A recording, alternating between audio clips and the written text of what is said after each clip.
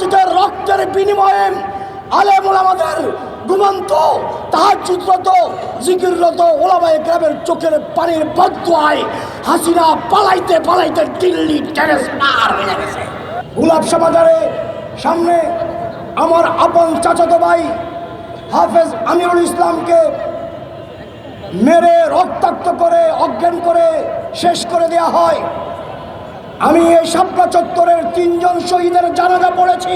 হামলা শুরু হলো রাত 2:30টার দিকে।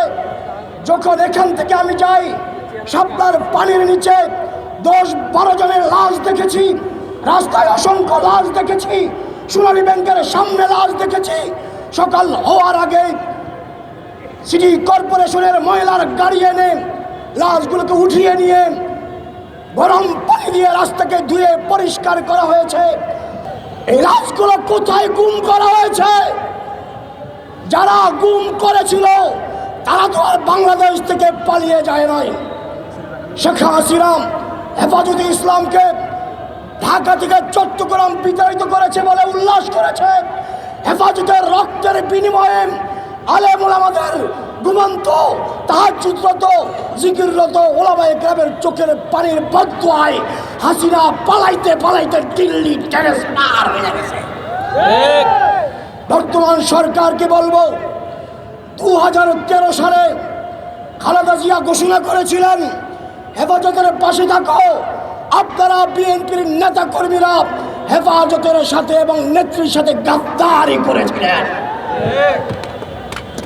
এখন বলবো বর্তমান প্রধানমন্ত্রী তারেক রহমান সাহেব আগে যা গিয়েছে গিয়েছে, এখন হেফাজতের সাথে থাকেন। হেফাজতের মামলা হয়েছে, সেই মামলায় শেখ হাসিনা সহ যারা আসামি প্রত্যেককে দিল্লি থেকে যেখানে যেখানে আছে ধরে এনে তাদের ফাঁসির রায় কার্যকর করবেন, গাদ্দারি করবেন না।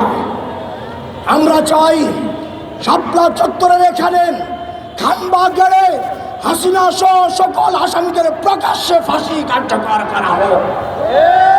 যদি বিচার বিলম্বিত করেন আর তাদের সাথে সংযুক্ত হয়ে তাদেরকে আবার বাংলাদেশে পুনর্বাসনের প্রচেষ্টা করেন, মনে রাখবেন জুলাই বিপ্লব একটা হয়েছে।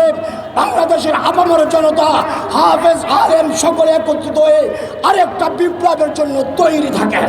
ইউএফটি ফার্স্টের সাথে ট্রেড করুন যে কোনো জায়গা থেকে। ক্যাম্পাসে ক্লাসের ফাঁকে, ঢাকার জ্যামে বসে কিংবা ঘরে বসে ট্রেডিং এখন হাতের মুঠোয়। তাই ট্রেড করুন যখন খুশি যেখানে খুশি।